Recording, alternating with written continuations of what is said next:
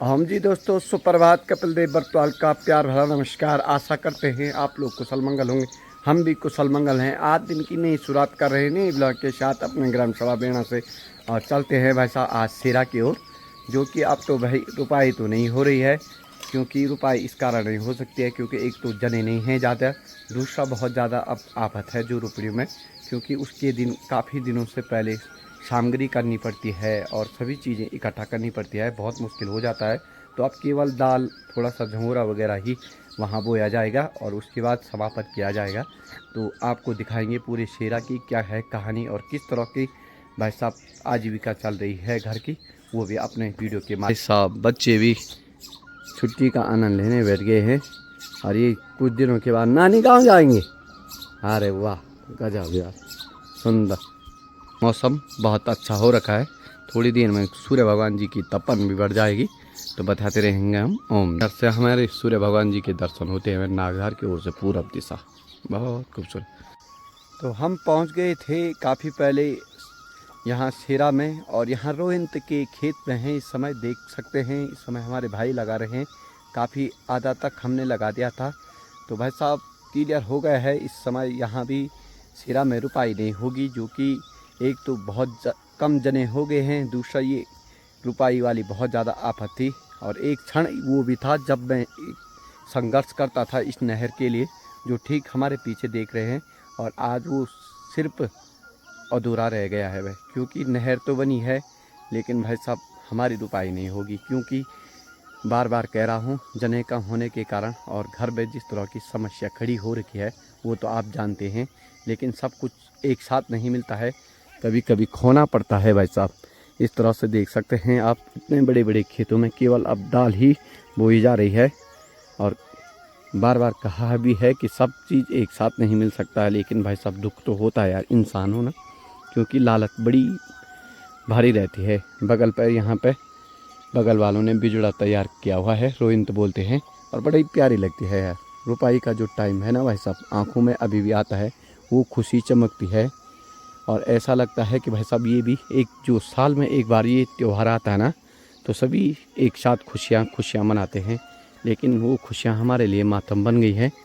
हम केवल अब यहाँ से कि एक दाल झोरा डाल करके और यहाँ से विदाबाड़ी हो जाते हैं, क्योंकि एक तो मेरा मन करता नहीं है यहाँ शेरा में रहने का। जब भी मैं शेरा आता हूँ तो मुझे अपनी धर्मपत्नी रोशनी जी की यादें आ जाती हैं, क्योंकि काम ही ऐसा हुआ है कि कहा जा सकता है कि भाई साहब बहुत बिगन ढंगा लगता है।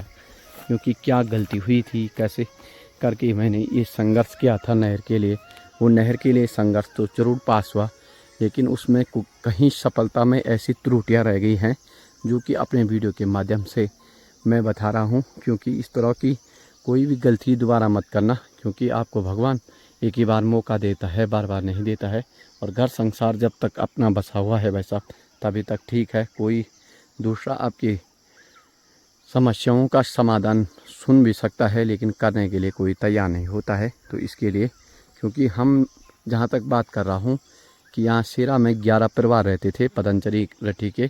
11 परिवारों में तो पहला ऐसा है कि भाई साहब मन बचाने के लिए भी कोई एक दूसरे का सहयोग नहीं है, क्योंकि बहुत सालों पहले, पता नहीं उस समय हम तो हुए नहीं थे, उसी टाइम पितरफड़ हो गए थे। पितरफड़ बोलते हैं कि अगर परिवार में दादा माँ बाप मर गए हैं तो एक दूसरे के लिए बाल नहीं बना सकते हैं, जैसे कि संगठन में परिवार होते हैं वो नहीं है।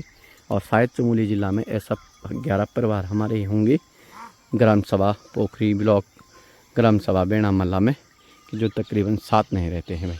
तो यही होती है बातें, बाकी कुछ नहीं है। और मैंने जहाँ तक देखा है कि ये जो पतंजलियों का संगठन होता है वो बहुत बड़े बड़े रहते हैं, 40-45 परिवारों का। और लेकिन यहाँ दुर्भाग्य से कहा जा सकता है वो दिन देखने को मिले हम भी जब भी।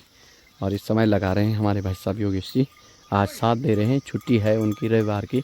और आज हमारे साथ हमारे नोले भाई साहब भी हैं नीचे, दूसरी जोड़ी।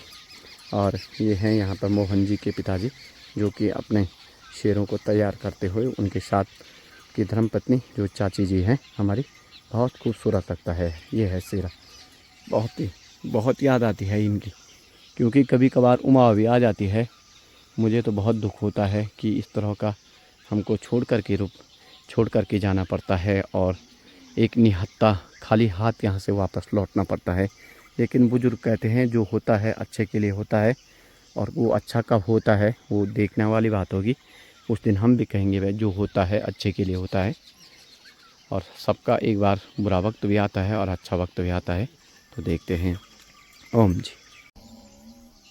तो दोस्तों हमारा नाश्ता आ गया है खेत में, सेरा के खेतों में। हमारी बर्थडे गर्ल प्रेरणा भांजी और मेरी बेटी परी लाई है। परी, छुट्टी का आनंद है, कैसा लग रहा है आपको छुट्टी में?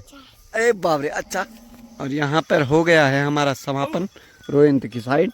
अब जाना है नीचे ठुल्ला खेत भाई, ये है बड़ा वाला खेत इधर की साइड। बहुत सुंदर आनंद है भैया।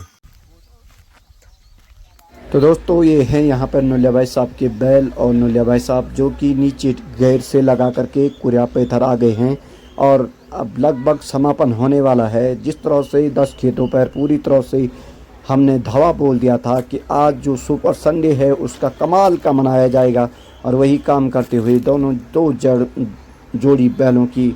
और यहाँ पर आप देख सकते हैं खूबसूरत तरीके से यहाँ पर नुलिया भाई साहब लगा रहे हैं इन कतरों में हल, और हम लगा रहे थे बड़े वाले खेतों में। तो हमने सोचा कि भाई साहब जिस तरह का मौका मिला हुआ है उसका पूर्ण टॉप फायदा उठाया जाए। यहाँ पर आप देख सकते हैं नुलिया भाई साहब के बैल ज़बरदस्त तरीके के हैं और इतने बढ़िया तरीके से खींच रहे हैं कि बहुत ही सुंदर कहा जा सकता है। और ये है हरियाली, आजकल क्या खूबसूरत हो रखा है भाई। और यहाँ पर देखिए हमारी बेटी परी का डांस लाजवाब तरीके का। और ये पानी नहर भाई साहब जिसके लिए हम रोते थे आज वो हमारे सामने है, लेकिन रुपाई नहीं करते हैं हम बिल्कुल। आ रखे थे और पापा और आज हम कर रहे हैं यहाँ पर देखिए हमारी गर्मियों की छुट्टी पड़ रखी है ना। नुलिया भाई साहब की 2 जोड़ी बाल हैं। हम पापा के साथ आ रखे, पापा हल लगा रहे हैं। अब हम घर जाने वाले हैं। ये देख सकते हैं सूर्य भगवान की गति अति परम पर पहुंचती थी, बहुत ही शानदार तरीके से। कहा जा सकता है कि भाई साहब जो कि पहाड़ों की खेती होती है उसको आसान नहीं होता है करने के लिए, क्योंकि यहाँ ना के बराबर सुविधा है। और आपको केवल बैलों और जो हल लगाने वाला सेवाकार है उसके ऊपर डिपेंड रहना पड़ता है, जो कि उदाहरण सहित इस समय देख सकते हैं। भोजन दोनों ने कर दिया है इस समय, हल वाले ने भी और यहाँ पर हमारे बैलों ने भी। जिस तरह से 4 पीले की ढिन्नी इन बैलों को खिलाया गया बहुत ही शानदार तरीके से। और हमारे परी और हमको यहाँ पर नाश्ता रोटी और छोला लाए थे, बहुत ही गजब की। और आप देख सकते हैं इतनी जबरदस्त तरीके की उमस हो रही है भाई साहब। तो बने आते हैं, हम आपको दिखाते रहेंगे बहुत ही खूबसूरत तरीके।